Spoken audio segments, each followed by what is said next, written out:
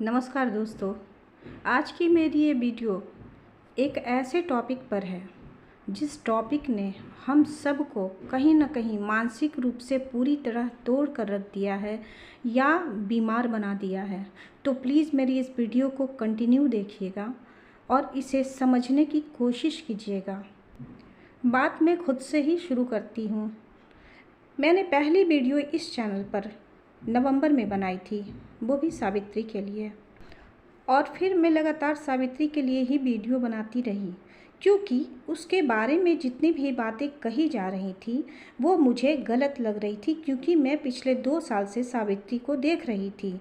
उसके दूसरे चैनल पर मैं देख रही थी उसे, और मैं जितना जान रही थी सावित्री को, जितनी बातें देखती थी वीडियोज़ में, उन सब से अलग बातें की जाती थी और बहुत सारे ऐसे शब्दों का प्रयोग भी किया जाता था जो कि सुनने में बिल्कुल ही अच्छा नहीं लगता था। और ख़ास करके किसी शरीफ घर की लड़की के लिए, शरीफ लड़की के लिए इस तरह के वर्ड बोले जाते थे, मुझे बिल्कुल ही अच्छा नहीं लगता था। तो मैंने इसके प्रतिकार के रूप में, इसके जवाब के रूप में वीडियोस बनाने शुरू किए और उन सब बातों को क्लियर करना शुरू किया कि आप जो कह रहे हो ये बात नहीं है, इसकी जगह ये बात है। अब यहाँ पर क्या हुआ कि लोगों ने मुझे नोटिस करना शुरू किया, मेरे वीडियो पे व्यू आने लगे, मेरे सब्सक्राइबर बढ़ने लगे। यहाँ से क्या हुआ कि कुछ लोगों ने अगले को जाकर कन्विंस किया कि देखो तुम्हारे खिलाफ बना रही है ये वीडियो, जबकि बात यहाँ ये थी कि सावित्री के लिए जो बातें कही जा रही थी, मैं उन बातों को काट कर अपने मुद्दे को रख रही थी, अपनी बातों को रख रही थी, और ऐसा चलता रहा। इसके बाद सही में एक दिन ऐसा आया कि मेरे लिए वीडियो बने, मेरे लिए मेरे चैनल का नाम लेकर वीडियो बनाए गए। मैंने जितनी बातें कमेंट में शेयर की थी या कमेंट की थी, अपने कम्युनिटी में लगाए थे, वो सारी बातें कही गई। और दूसरे दिन जब सुबह का कुछ और ही माहौल हो चुका था, तब मैंने पूछा कि ऐसा तो मैंने कुछ नहीं कहा, तो मुझे ये जवाब दिया गया कि नहीं, ये आपके लिए नहीं है। जबकि एक और कमेंट पर मुझे कहा जाता है कि अब मैं केस तक आगे बढ़ चुकी हैं, अब मैं कुछ नहीं कर सकती। तब मैंने एक वीडियो बनाई थी कि मुझ पर केस किया गया। ये सारे प्रूफ मेरे कम्युनिटी में लगे हैं।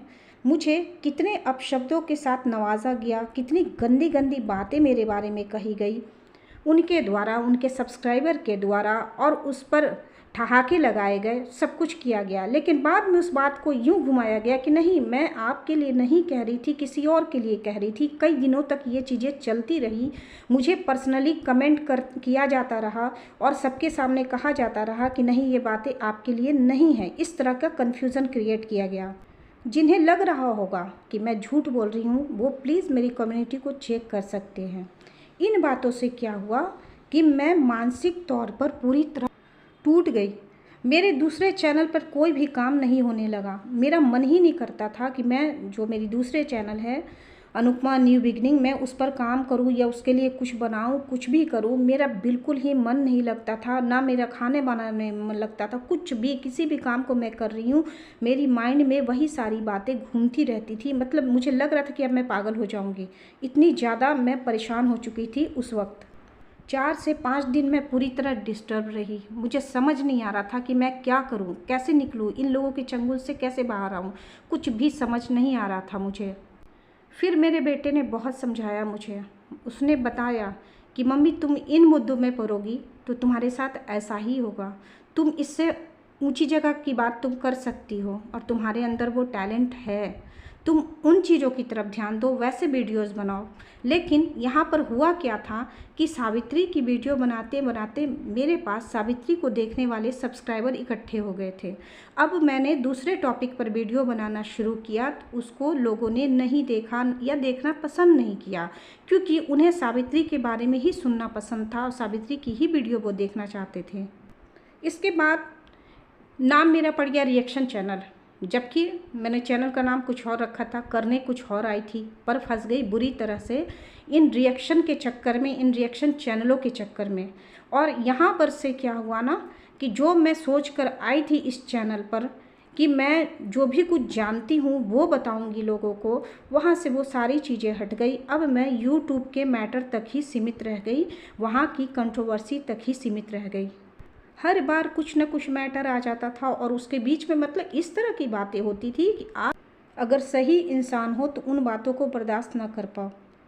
तो मैं वीडियो बनाती थी, मुझे जो लगता था सही, जहाँ गलत है मैं गलत बोलती थी, जहाँ सही लगता था मैं सही बोलती थी। लेकिन एक अनजानी दुश्मनी मेरे प्रति लोगों के मन में बढ़ती चली गई, जबकि मैं दिल से किसी के साथ भी किसी का बुरा नहीं चाहती हूँ। मैंने कई बार, जो भी मुझे अपना दुश्मन समझती हैं, उन्हें मैंने कई बार कोशिश की कि आप ये काम ना करो, ये बताने की कोशिश की कमेंट के थ्रू या वीडियो के थ्रू कि ऐसा कुछ ना करो कि तुम्हारी बेइज्जती हो जाए। लेकिन मेन है कि मैं समझा रही हूँ, अगला समझने को तैयार नहीं है, तो मैं क्या कर सकती हूँ।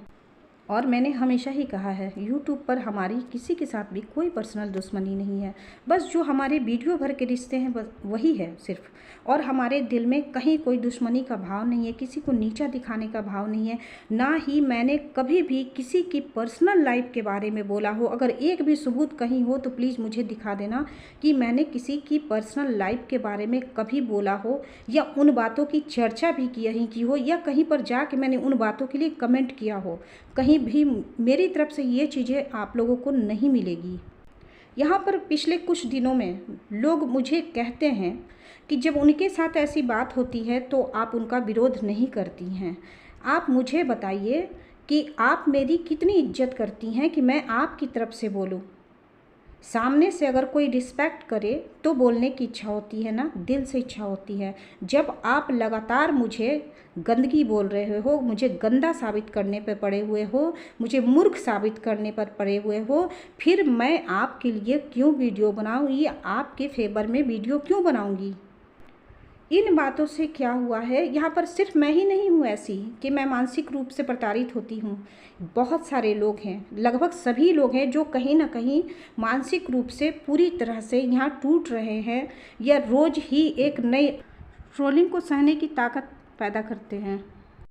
अब चलिए बात करते हैं सुमन दी की। अभी कुछ दिनों कमेंट्स के जरिए ऐसी कुछ बातें कही गई जिसमें मैंने सोचा कि सुमन दी से पूछना ज़रूरी है, क्योंकि मैं जानती थी सुमन दी ऐसा कभी भी नहीं समझती हैं और हम लोग की अंडरस्टैंडिंग बहुत अच्छी है। भले ही हम बहुत पुराने दोस्त ना हो, बहुत अच्छे दोस्त नहीं हो, पर विचारों का जो हमारा तालमेल है, ये कहीं ना कहीं हमारा बिना कहे ही जो रिश्ता बनता है ना, वो रिश्ता बना हुआ है।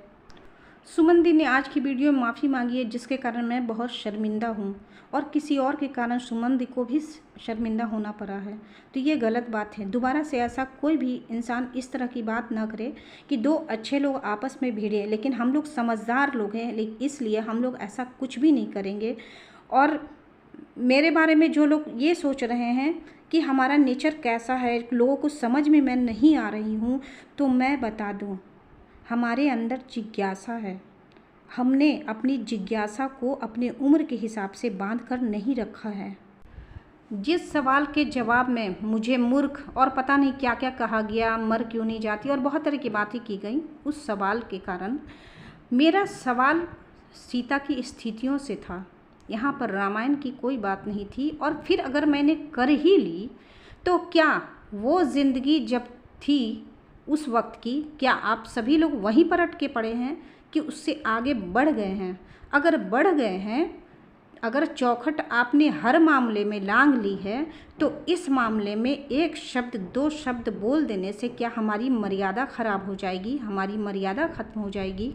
ऐसे हजारों चैनल हैं जो हर चीज़ पे शोध करते हैं, रिसर्च करते हैं, तो हर धार्मिक ग्रंथों पर भी रिसर्च हो रहा है। ऐसी बात नहीं है कि ये सवाल मैंने कर दिया, इससे भी और तरह के कई सवाल आते हैं, कई तरह के सवाल। शायद आप लोगों ने उन चैनलों को देखा नहीं, क्योंकि आप लोग कहीं ना कहीं इस कंट्रोवर्सी से ऊपर उठ नहीं पा रहे हो और बस इसी के इर्द गिर्द, इसी के साए में हो। इससे बाहर निकलो, दुनिया कुछ और भी है। दुनिया में बहुत कुछ है जो आप जान सकते हो और आगे बढ़ सकते हो उस ज्ञान के आधार पर। इसमें मैं जानती हूँ आप लोगों का दोष नहीं है। ये जो YouTube पर चल रहा है कंट्रोवर्सी की कहानी जो चलती है, कंटिन्यू चलती है, ये हमारे दिमाग को कहीं ना कहीं बौना कर रही है, हमारे दिमाग को संकुचित कर रही है और केवल वहीं तक फोकस करने पे मजबूर कर रही है। लेकिन मैं अब इस चीज़ से बाहर आ चुकी हूँ और मैं जो करने आई थी, मेरा ध्यान अब बिल्कुल वहीं पर है जो मैं कहने आई थी, जो मैं समझाने आई थी, जो लोगों को बताने आई थी। जो मुझे लगातार मूर्ख मूर्ख महिला कह रहे हैं, मैं उन सबसे कहना चाहती हूँ कि अपनी विद्वता कभी भी मूर्खों के सामने ना प्रकट नहीं करनी चाहिए, तो सामने वाला भी मूर्ख ही बन जाता है। इसलिए मुझे तुम लोगों के सामने ये नहीं बताने की ज़रूरत है कि मुझे क्या क्या पता है और मैं क्या क्या जानती हूँ, मैंने क्या कुछ पढ़ा है, क्या कुछ सीखा है, क्या कुछ जाना है। तुम लोगों के सामने बताने से कोई फ़ायदा नहीं है।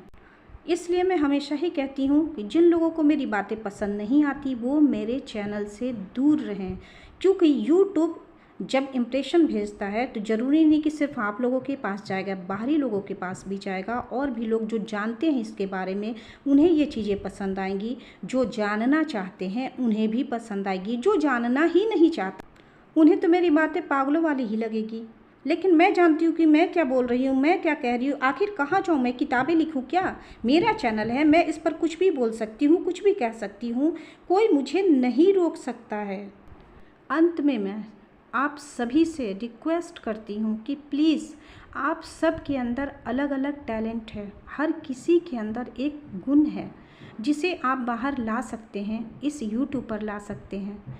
लेकिन इस कंट्रोवर्सी ने सब कुछ तबाह कर दिया, सब कुछ बर्बाद कर दिया, हमारी पर्सनालिटी को हम में रहने न दिया, कुछ और ही बना दिया।